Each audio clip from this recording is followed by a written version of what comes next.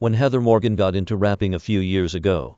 Her surrealist rhymes were so jarring that some friends couldn't figure out if she was being serious or putting on an act.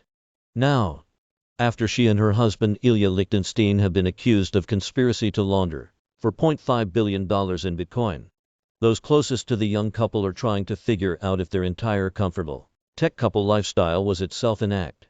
My initial reaction was it was one of those fake news articles that pastes in names of your friends, said one friend of the couple.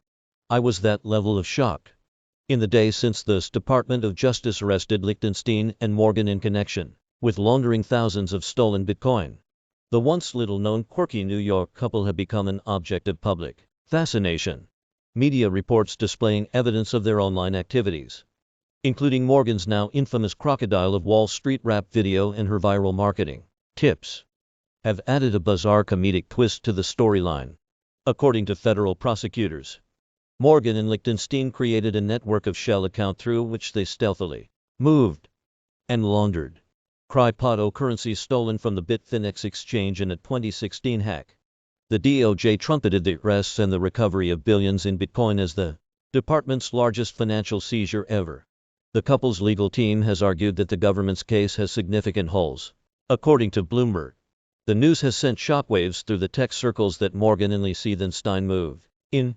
The pair, known to walk a leashed Bengal cat around Manhattan, may have been eccentric in a social sense, but in the world of tech and crypto they were typical and utterly unremarkable startup entrepreneurs.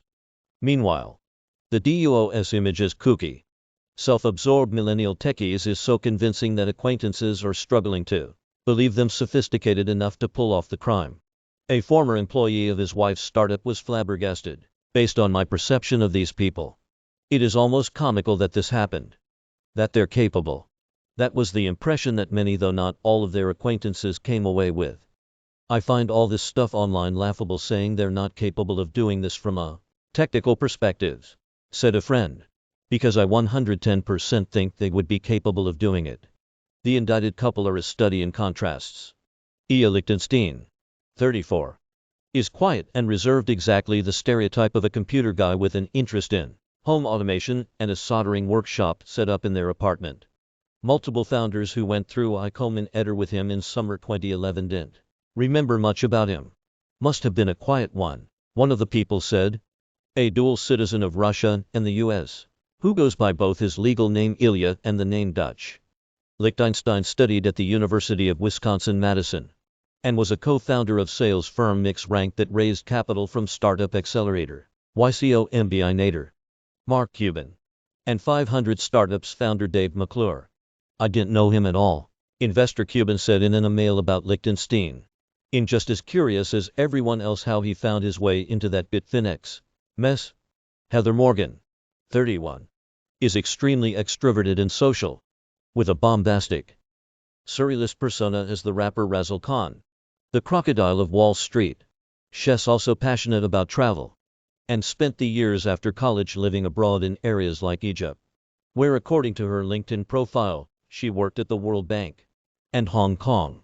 Even after founding an email marketing startup called SalesFolk, Morgan would bounce around the world, sometimes disappearing to Eastern Europe for weeks at a time without much warning or explanation. According to a former employee, Lichtenstein and Morgan were not frugal, friends said, but neither were they ostentatious in their spending. A friend said they believed they were worth a couple of $1 million, and would go out for $150 sushi meals when he was in town. They rented an apartment in New York. They used credit card points to travel and gained frequent flyer miles. They don't own cars. They live like normal rich tech people, he said.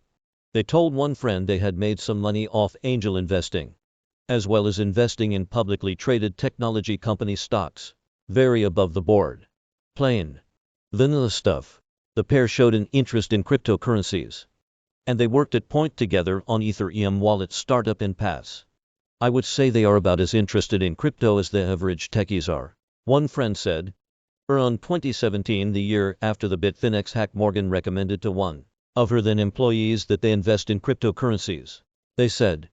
The couple doted on their Bengal cat, Clarissa, setting up a public Instagram page for her, taking her on walks around the city, In the months running up to their indictment, they gave no sign anything was amiss. They didn't outwardly appear to be preparing to flee, and were getting ready to buy a $2 million Manhattan apartment in cash. One friend said, Morgan was still doing sales and marketing consulting work. Peter Boards, an investor in Liechtenstein's MixRamp startup, recalled a peculiar episode with the founder a few years ago. Boards had learned about MixRamp through his angel investor network. Liechtenstein was just the kind of founder Boards liked to work with.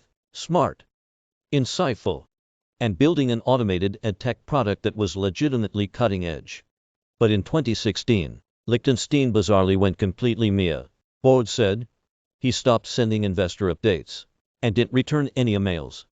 Boards found out later on from Liechtenstein's co-founder that he had left the company altogether. I never would have thought he was that guy, Boards said of the allegations. It was around the mid-2010s that Liechtenstein and Morgan met at a party in San Francisco's tech scene, according to a friend.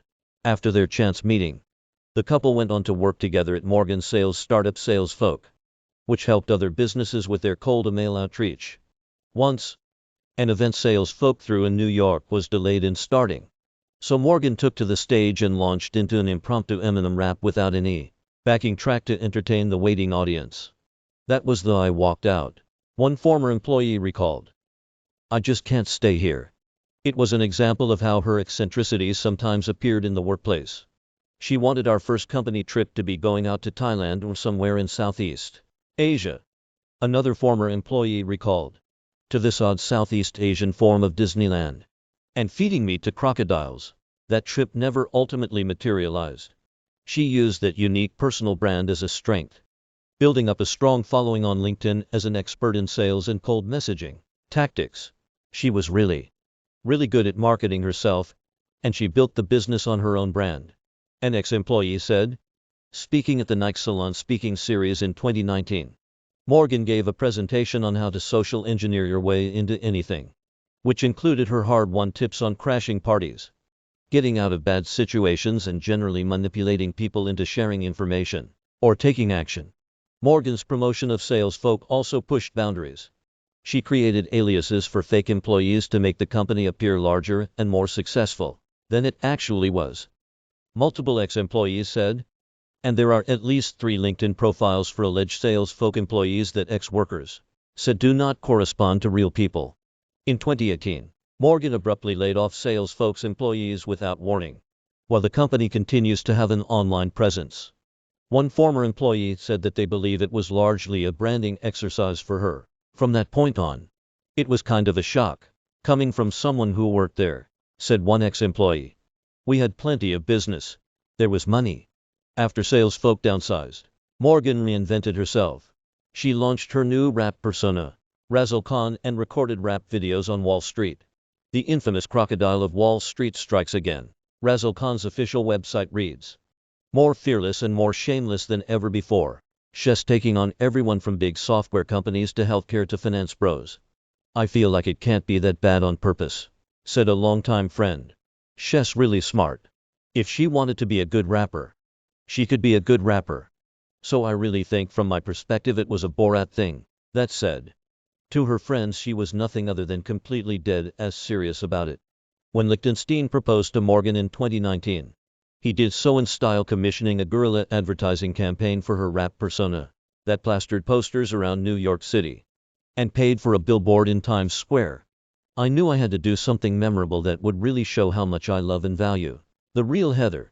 Not just the badass entrepreneur, but also the ultra-weird creative genius. He wrote on Facebook at the time. At the same time, knowing Heather, she would want any proposal to be pragmatic and also at business value. At the wedding, Morgan was carried in on an extravagant litter while guests waved golden palm fronds and later rapped to the assembled crowd. A now unavailable Instagram video showed Liechtenstein has a more muted online presence. He tweeted about NFTs and the internet under his own name on Twitter.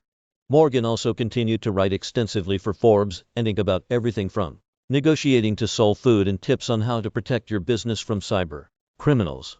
And both more recently listed themselves on LinkedIn as working for Demand Path, a boutique micro-fund investing in the next generation of promising technologies that has no other publicly identifiable employees. The allegations against Liechtenstein and Morgan date back to August 2016 when someone hacked into cryptocurrency exchange Bitfinex and moved 119,750 for Bitcoin into an outside wallet controlled by Liechtenstein. That Bitcoin then valued around $71 million sat untouched until January 2017, when a portion of the funds made its way through thousands of transactions and dozens of different accounts which the Internal Revenue Services ultimately traced to the couple through a complex web of fake identities, automated transactions, and fraudulent business accounts. The stolen Bitcoin made its way into Liechtenstein and Morgan's personal accounts, according to a statement of fact compiled by Christopher Jędrzejewski, the special agent assigned to the case for all of the digital obfuscation. Many of the accounts used Liechtenstein and Morgan's real names and identities, including institutional trading accounts created for their investment firm Demand Path and startups in Pass and Salesfolk. When representatives from the exchanges inquired, the couple claimed that Bitcoin in those accounts came from Liechtenstein's investments in Bitcoin prior to 2015, as well as customer payments to the companies. According to the statement, once, when Liechtenstein bought gold from a precious metals dealers using the Bitcoin, he had it shipped directly to his home address. Though Liechtenstein appears to have taken steps to encrypt sensitive information, much of law enforcement's evidence comes directly from meticulous documentation he kept outlining the scheme, which he kept in cloud storage. When law enforcement gained access to those files on January 31st, they found a list of 2,000 virtual currency addresses and their private keys, most of which law enforcement linked directly to the hack, and a spreadsheet with login information for various cryptocurrency exchange accounts, and notes about which accounts had been frozen over the years. They also found a folder titled Personas with biographical information and identification documents for other people, and a text file with ideas on how to obtain fake identities on the dark web.